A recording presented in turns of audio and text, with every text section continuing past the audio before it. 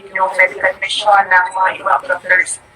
Dahil sa Davao City, meron silang medical mission para sa mga airlift na airlift at may left pilot.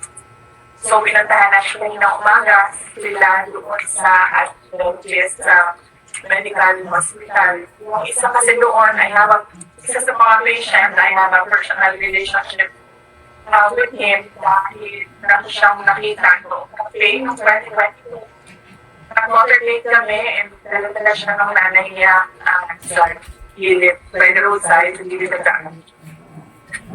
And kita ko na meron siyang ear tip. So, kinuha namin yung medalya niya. Sabi namin na natutulungan namin siya. Kasi ginagawa namin yun sa Davao City. Sa Davao City, mahirap na makahanap lang na merong ear tip dahil marami na marami. Maganda na yung access nila sa clinical at madami ng mga na-opera. So, nung tinanong ko yung doctor ng Davao City ko, kaya si Ezekiel, nilaper niya sa isang plastic surgeon dito sa Bacolod City. Pero kailangan niya ng follow-up na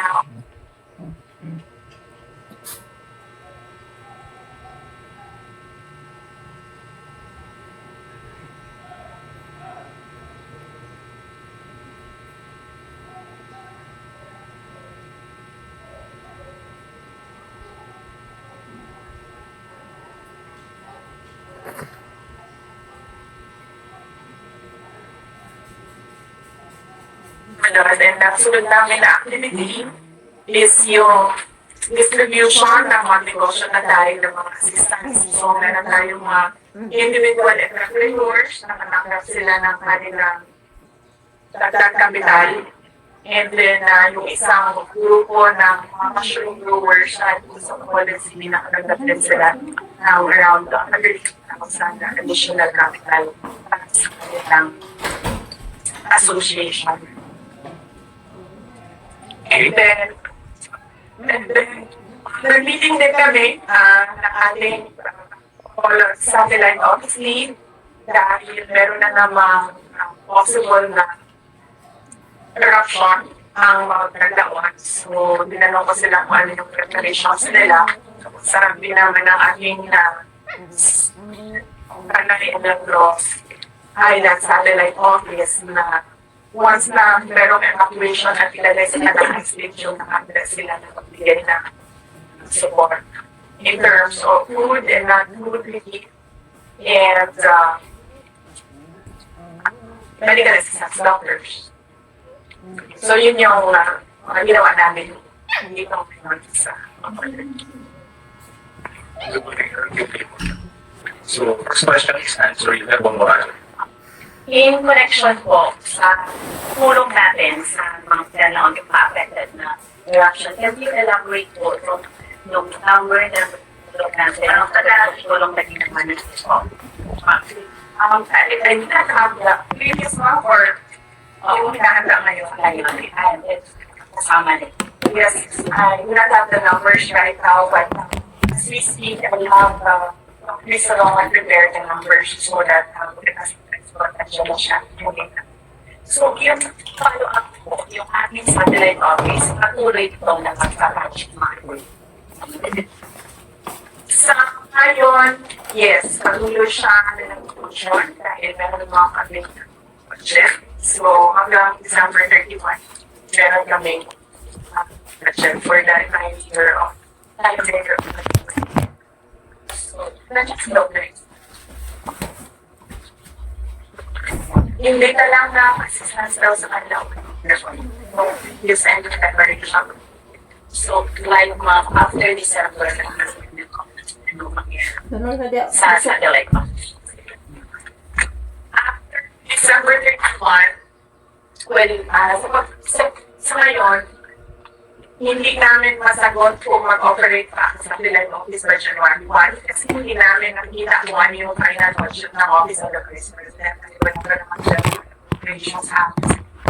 So, once lumabas yung budget for next year, malalaman namin kung ano yung budget ng Office of the Vice President and then we will adjust accordingly. Okay, next question is GC. Okay. Chinese, please. Privacy. Please start.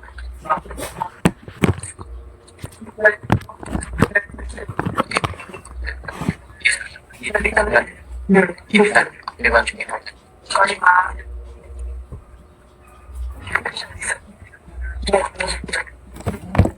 Okay, for the entire year of January 1 to date, yung number ng specialist medical assistance is 45,200. For brilliant assistance is 3,842.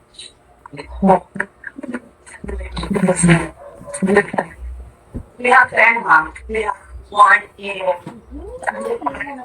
Isabela City.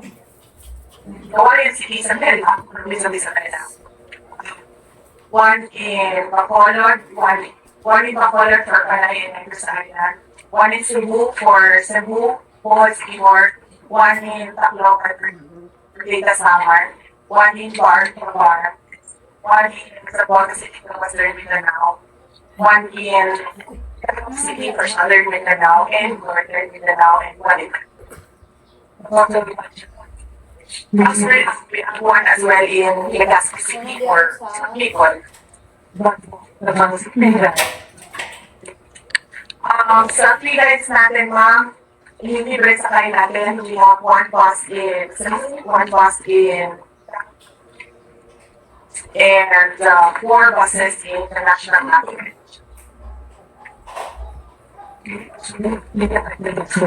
Likely, ma'am, if there will be budget cuts, the operations of the libre sa kain will likely be affected, but we can adjust. Sabi naman ako sa adjustments ng Malawas Mayor ng Davao City, hindi naman limitado talaga yung budget. So, sanay naman kami spread out ang resources to ensure that meron pa rin mga projects na rin ako. Okay, so any more questions regarding the project of Logan here? Being 26. Okay, so we move on. Mr. Ambo? Usually we are there, maybe Yes, sir. good afternoon. Super when we have been watchers. We wanted to get the reaction regarding doon sa pag-update of the vice presidents they are immediately in the house. Sorry, ma'am. Side for one, side for two. So, meron kami staff na nandoon ngayon, si Kiri, si Muslim Sanchez, si Calvin Tenido, si Evelyn, si Calvin Tenido, si Julieta, sila, Kiri, ano naman namin sa Office of the Vice President, kung ano yung gusto ng tao gawin sa support, ano lang namin. So, sinabi ng tao na then bigyan na sila ng support, ano ba yung hinihili na namin. Nire-require nila na assistance. And then, bukod sa mga hindi naka-attend, meron ka doon hindi naka-attend, sa activities ng OVP anniversary. Ang anniversary ng OVP is on November 15, 89 years. The great year ng OVP. 89 years ang OVP this year. November 15 ang anniversary namin. So marami sa mga residents sa central office nagpunta sa mga satellite offices dahil lahat ng satellite offices meron silang Thanksgiving, iba't ibang activities ng Thanksgiving or salin na set na kami sa November 17 na Thanksgiving. It will be nakulati. Ano, what happens sa Philippines? Will you be attending the one hearing on November 15th. I've not received a formal invitation. Follow po. Question sa mga di umano ay irregularities sa mga acknowledgement receipts ni Arpo na di umano ay bogus.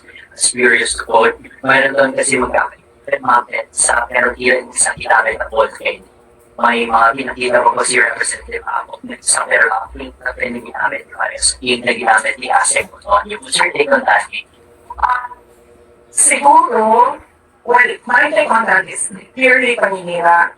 Kasi wala namang ganyan na mga sa audit observation memorandum na nakuha ng sa. And siguro ang thank you po sa analysis mo sa audit na hindi pa lang sa confidential sa lahat ng audit na ginagawa sa ating opisina sa Office of the Vice President is in the additional audit. So, as we said, from the start, we have been fully cooperating with all the AOMs, setting all the questions of the auditors and Nasa po, hold na daw po yung relationship niyo with Senator Jaime Lewis, your friend. Sinabi ko yung relationship namin, sinabi ko lang yung pinessage ko siya po yung kanyang reply. But sinabi naman niya sa akin na hindi daw siya wala kami problema regularly exchange mga messages. Next question, sir, ako. Why is that? How is that? All of this coming from Actually, sir, pag-usapan na namin yan, pero nakalimutan yung numbers. But around, ayoko magbigay ng number kasi, nakalimutan ko yung number, sir. But napag-usapan na namin yan ng mga personal na ulitin na budget plan. Yes. Nung sa amin namin pa isa-isa by line item kung ano yung affected sa ginawa na budget sa general appropriations bill, nakita namin na ulit lahat ng COSB kami na construction. So, ikaw po, mabilik na hindi sila It's on the Vice President said, ikaw po, paano mo this question sila sa papunta ka tayo.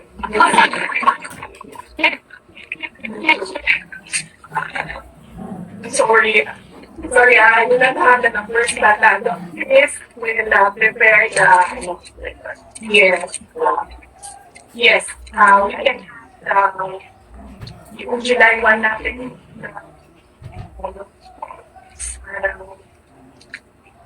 reports, do we have it? Do we have copies? Service? July 1 report natin? this month? The report.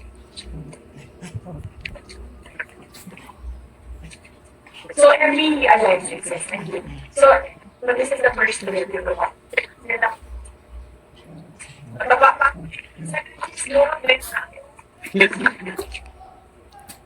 So every year we have a report, sir.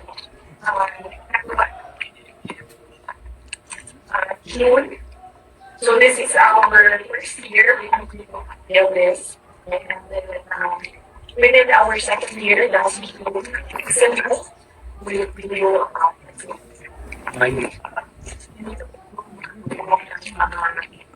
compliments ng sa mga action projects. Not actually exposure. This is clear about your leader, yung that is Gamay. Ako to. Ako lang. Ngayon, personal decision ko na as of this moment, personal decision one direction. Look at what more national candidate kasi naging yung experience ko last week. Meron ka na ng mga sa moto lang pinanilang siya. So, given that some people want to say when it comes meron ako motivation na magsabi ulit ko. Pero, paalala ko lang sa ating mga kandidato na pinag-isipan na yung mga kandidato sa lugar. Tingnan nila kung ano yung nagawa, tingnan nila kung ano yung sinabi, at natupad ba o binigay ba yung mga sinabi ng kandidato. And syempre, ikumpara nila ang iba't ibang mga kandidato nila. Huwag silang maniwala sa endorsement lang ng isang tao o endorsement lang ng isang sikat na personalidad. Dapat kilatisin talaga ng mga botante ang kanilang mga kandidato. That way, mapanigurado natin na nananalo at napipili talaga yung mga karapat-dapat na umupo sa mga pwesto. Last question. Sir Leo, action order. Okay, so next, Miss Mayo Pareño. Indoor legal concern. Okay na. Yes, sir. Oh, Kasi makita, wala pa kayong tanong. sorry. Yung apat nilang Riverside and Urban Dam, how did it start that? Is that later or just by inside? Lahat, sa simula pa lang nagsabi na talaga ako na the hearings in the House of Representatives are politically motivated. Unang-una, nagsimula yan last year, di ba? Kung maalala ninyo, nagsimula talaga yan last year sa confidential funds. May meeting nangyari with the Makabayan Block, and hindi naman tinago yun.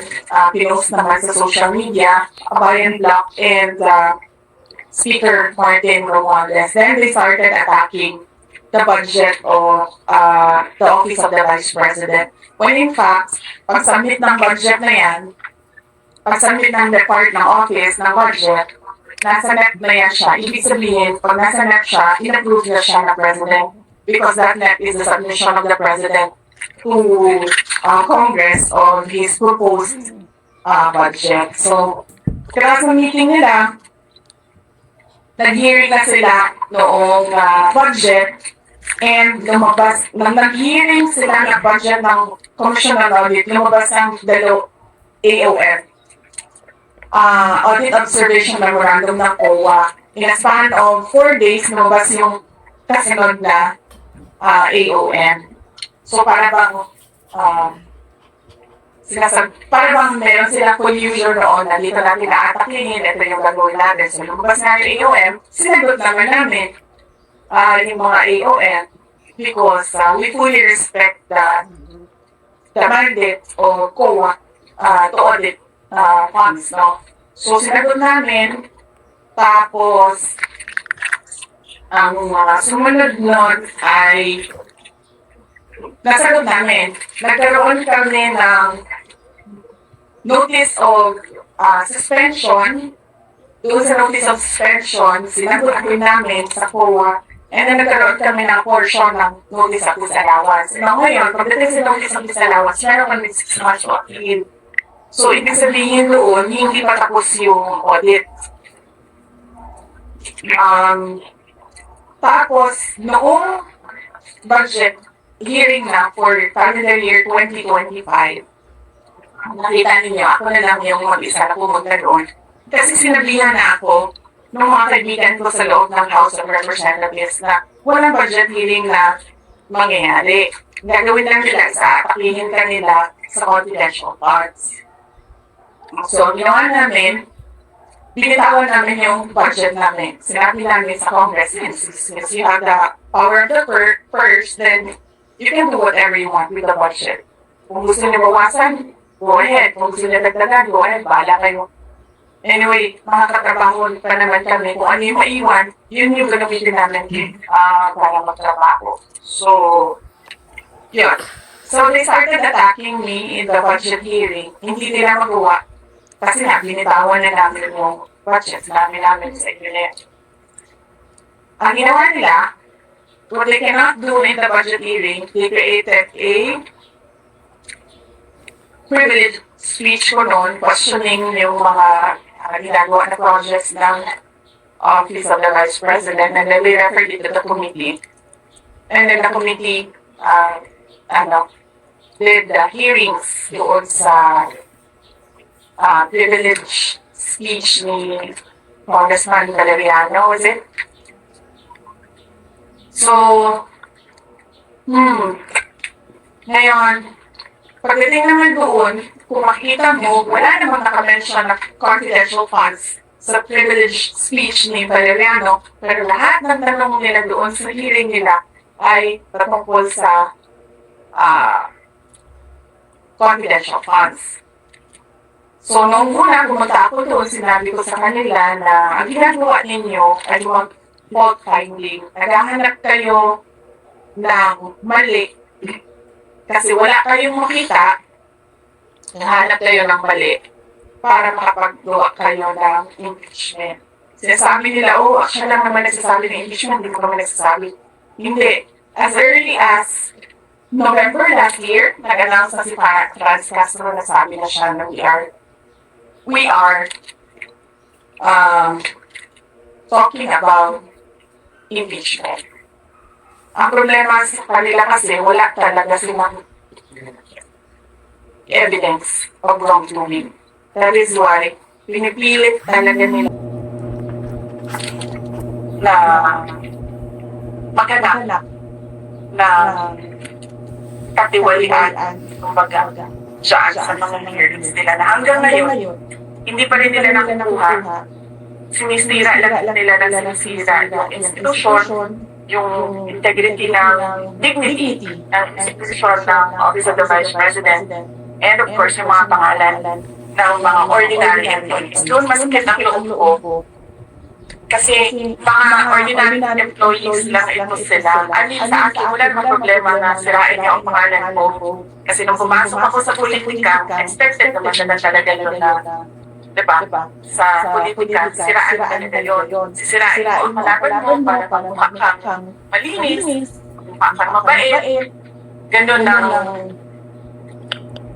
usual na strategy ng mga politicians. So, walang problema sa akin. Ang problema ko, at yun yung nakasama talaga ng loob ko, ay nadadama yung mga tao na wala namang ginawa, hindi nagtrabaho lang doon sa Office of the Vice President. So, yes, it's politically motivated, ma'am. Kasi,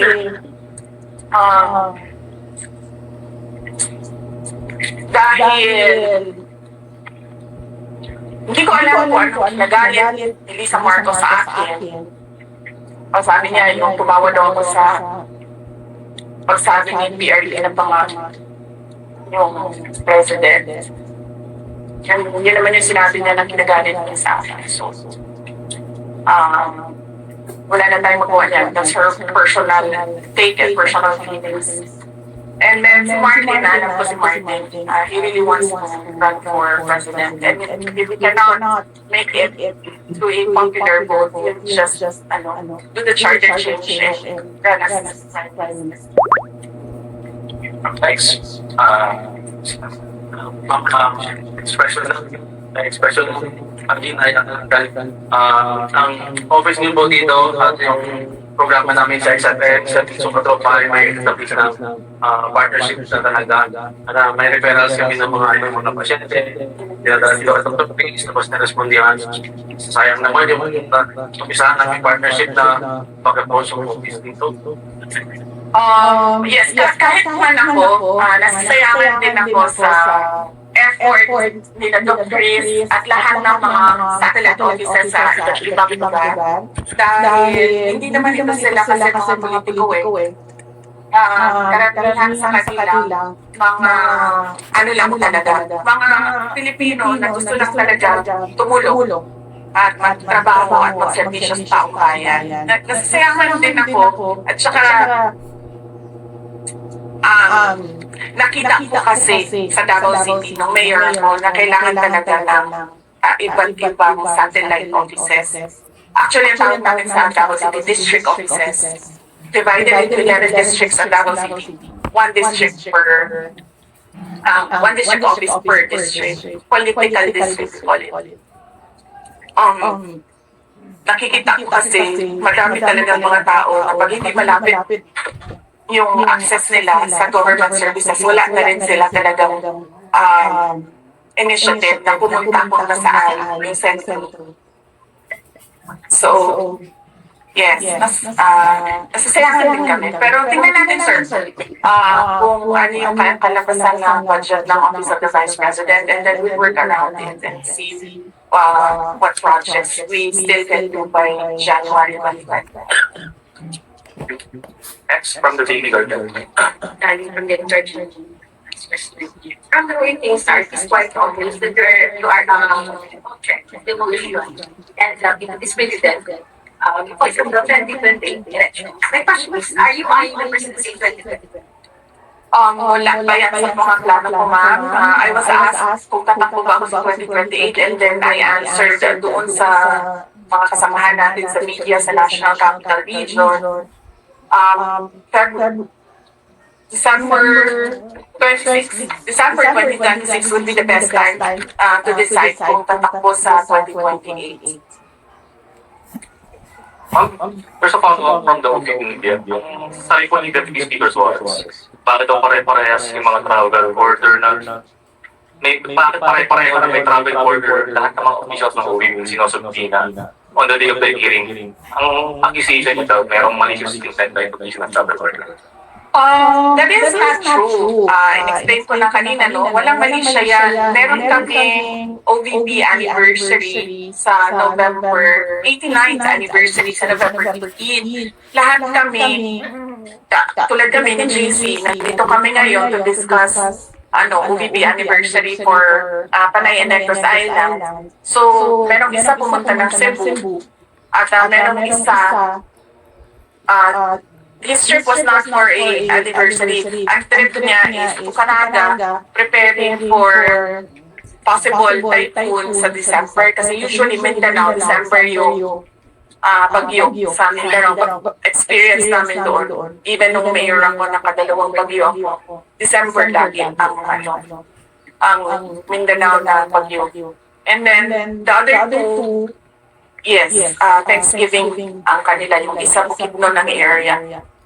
So, kahit ako man, wala din ako sa central office for after November 16 kasi tuloy-tuloy na yung mga Thanksgiving activities ng iba't ibang satellite offices.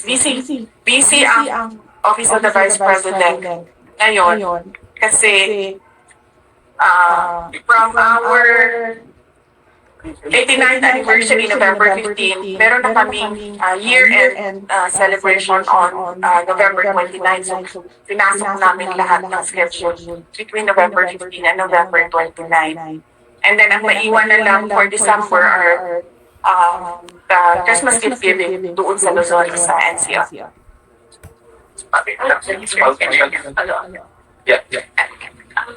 The Vice President, your father was said na is asking you to get out money. So it's your concern. Oo. Pagkatapos niya ako sinabi na tumakbo ako. Mayor, tumakbo ako. Vice Mayor. Sabihan niya ako na. Darating din tayo doon na hindi na ako sasali sa politics. Ako man gusto ko din. Ang problema ko is that I need to answer to 32.2 million Filipinos na who gave their trust and confidence for me to become the Vice President of everyone, hindi lang 32.2 million. Darating din tayo doon na hindi na ako sasali sa politika. But buhay kasi natin, hindi natin alam kung anong mangyayari bukas. We can only plan. But it's always God's purpose that shall prevail. So, plano lang tayo ng plano, ma'am. Pero, pagtiwala din tayo sa Diyos. Follow-up din, sir. Congratulations. Yung speaking of former president, yung reaction po ninyo or yung your take po ninyo na nag-refuse na sa part-attend na hearing na pinatawag sa kanya Sa part ko, ano? Well, that is his prerogative. Hindi ko alam kung bakit hindi siya umattend sa invitation na hearing ng quad ko. But kung ano yung desisyon niya, tulad nung sinabi ko kanina, kung ano yung desisyon ng mga OVP personnel, doon lang din ako susuporta. Mahirap kasi sabihan ng tao, umattend ka or huwag ka umattend. Kasi siya yung uupo doon siya yung sasagot doon. Hindi naman ako, hindi naman ibang tao. So, kung ano yung desisyon nila, supportahan ko lang. Pero last na ako sa question na wala pa kayong invitation come November 15. So ma'am, given na may invitation ka na Sa kwarto, di na siguro, di ito ba yung Save the Queen?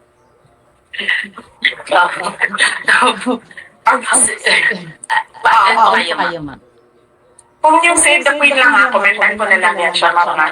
Kasi ano naman, walang gumagawa ng operation. Nasasabihin niya kung ano yung objective ng operation niya. Let's say, for example, ang operation ko ay Save the Queen. Napaka-obvious naman siguro yun na parang tipo,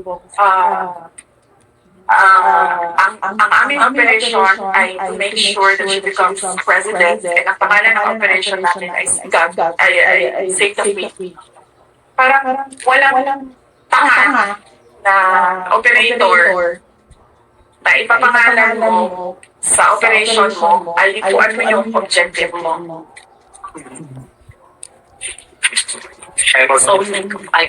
So, pag-iisipan ko pag gusto kong makipag-away, siguro ata ako pero sa ngayon kasi sabi ko kay JC, parang sa January na lang makipag-away kasi kami sobrang busy talaga yung Thanksgiving ng 89th anniversary. And ito din yung introduction namin sa 90 years na OPP next year. Thank you. Any more questions? Last one question. Follow up, may replacement of Attorney Tulfo after his resignation as your official spokesperson. Wala ka, sir? Sa ngayon, wala kaming replacement for the Office of the Vice President spokesperson. And if you have recommendations or a short list, we welcome your recommendations. Last question. May tanong? Ikaw kanina. But no, napakahalaga ng Panay and Negros Island Satellite Office namin. Look, please. Last question. What can you say about the party list, the other party list identified during formal list? Will be good at sprints that are still running. Sorry. What can you say about the party list and the other ACP? identified party lists that served as administration that are still running? Kabayan lang. Makabayan lang. Kailangan. ACT teachers, no? Yes. Well, sa mga botante, pag-isipan ninyo kung susuportahan niyo ang ACT party list kasi kahit na convicted na sa child abuse yung kanilang nominee ay hindi pa rin nila pinapalitan. So, hindi ko lang alam. Or hindi ko alam. Hindi tama. Hindi tama na isang grupo ng isang party list ng mga teachers ang kanilang nominee ay isang tao na convicted with the crime of child abuse. So, pag-isipan ninyo mabuti yan bago kayo bumoto ng party list. And sa iba namang mga nakabayan lang na party list, ilang beses na inulit-ulit ng NTFL kung ano yung connection nila sa CPP, NPA, NDF. Yes, sir. We know that you are close to Pastor Pimboy. What can you say about this case? It's a good thing na he decided to surrender so that mas mapadali yung pag-hearing ng cases niya.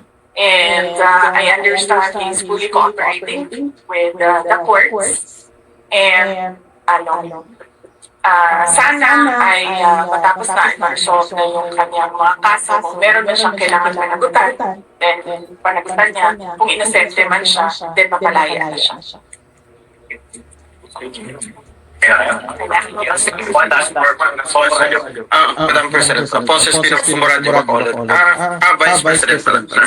Sorry, parang nagmamadali ako, excited din.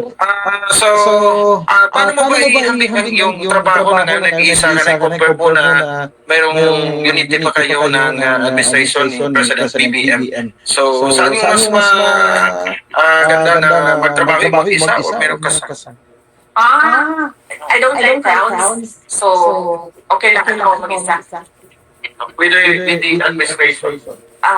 Compare mo na ngayon na... Pareho lang naman eh. Nandun ako, inaatake nila ako. Nung umalis ako, inaatake din nila ako. So, nung may preference man ako, base ko sa personality ko, ayaw ko ng maraming tao. I don't like crowds. So, I can work alone.